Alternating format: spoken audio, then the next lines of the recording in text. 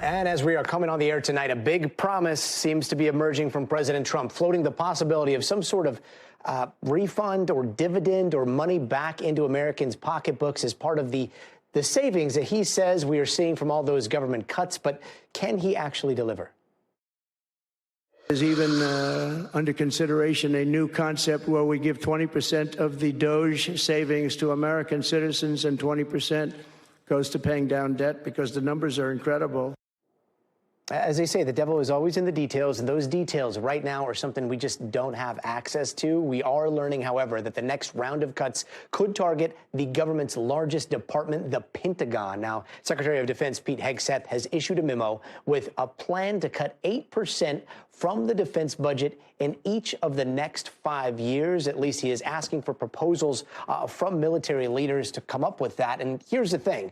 Despite all of these cuts to the government, the president wants new money from Congress right now for campaign promises like immigration. So right now, the Senate and the House are trying to come up with separate plans on how to get him that money. And for now, Trump seems to be playing some favorites. He says he likes the House's version over the Senate's version. So that's a lot to break down there. Joining us now is the legendary Leigh Caldwell, chief Washington correspondent at Puck. Leigh, starting off here, this big promise of tax cuts or this dividend or whatever they call it, that could be extremely popular. But while this whole DOGE thing is going down, we're seeing these massive cuts. There's also the promise of extending the Trump tax cuts, which would mean less money to pay down the national debt, right? So can he deliver massive cuts, tax cuts, and a DOGE dividend?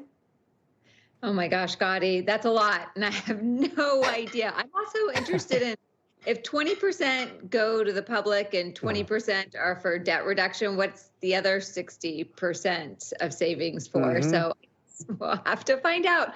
But yeah, the ambitions are grand. The math does not always add up. And that is part of the challenge. You have, they want to, at the minimum, extend the Trump tax cuts, which at a minimum is going to cost at least $4.5 trillion. They also are wanting to reduce government spending by $1.5 to $2+ trillion. It's really hard to find that money if Social Security and Medicare are off the table. Trump says that he doesn't want Medicaid touched, but it's impossible to find cuts if Medicaid, that amount of cuts if Medicaid isn't touched. So there's a lot of tricky math that's happening, and the devil is, like you said, absolutely in the details, and the details have not even been close to being filled out. Yeah, congressional math has always just, I don't know, it's never computed for me. So we'll see what happens here. But, you know, Medicare, Medicaid, those are staying intact, according to the president. But military and defense, I mean, that has always been a very big target. And, you know, there was a lot of speculation on whether he would wait a little while before going in. And now looks like they're talking about 8% of military and defense spending. That's a pretty big number. How is that going to sit with Congress, and in particular, like a lot of the senators who have massive financial interests in their district when it comes to the defense?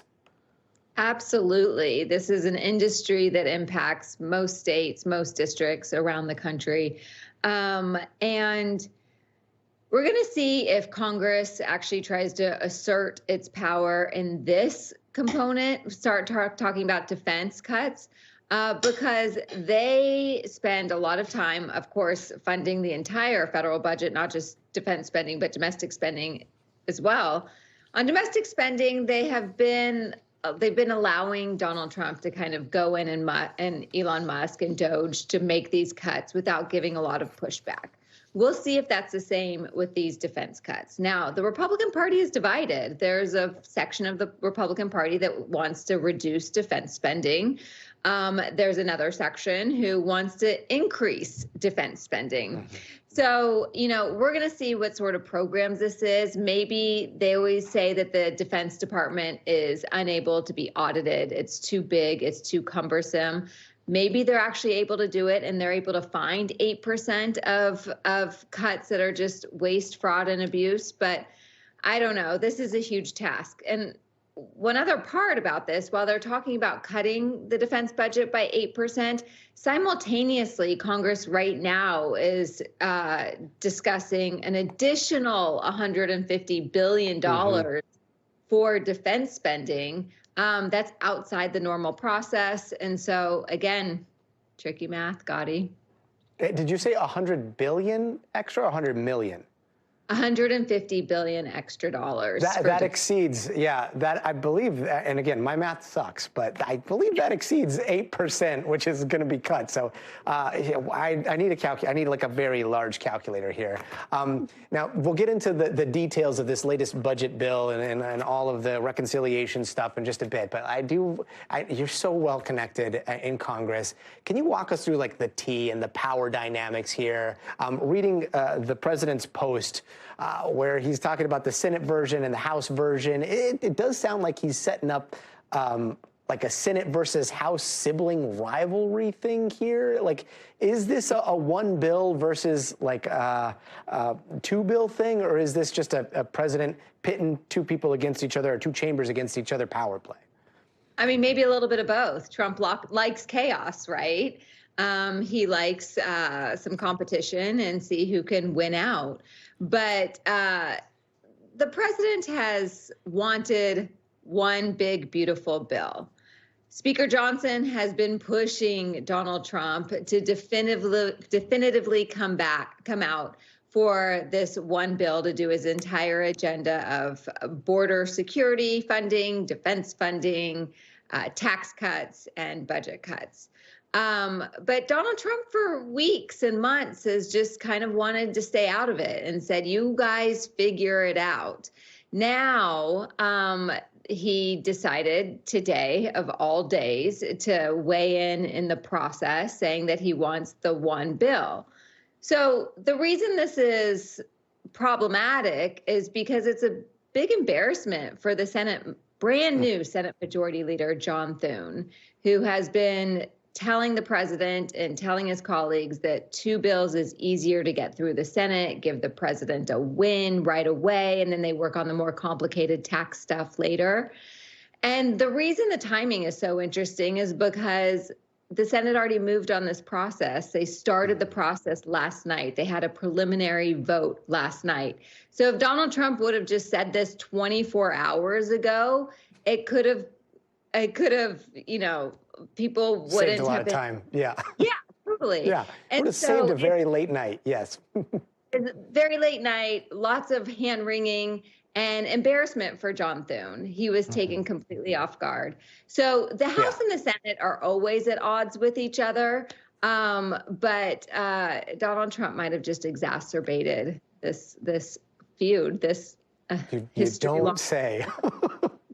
Now, Leanne, I know you're not in Manhattan anymore, I don't think, but like, I'm sure you might have seen. It seems like Donald Trump seems to be flexing on Manhattan right now by getting rid of that new $9 fee to drive into the city, and then he posted this on Truth Social: "Congestion pricing is dead. Manhattan and all of New York is saved." He wrote. And then he put, "Long live the king." And they're posting, that out of official accounts. Like, how do you see those images playing with the GOP in Congress and his base? Or is this just one of those things where it's like, it's an inside joke? He knows that the left is going to get super triggered about this. And so it's a kind of a wink, wink, nudge, nudge at MAGA. I mean, I think all of it. It's also, I thought the Republicans and the federal government, or the Republican Party, is wanting states and localities to control how they govern their own states and localities.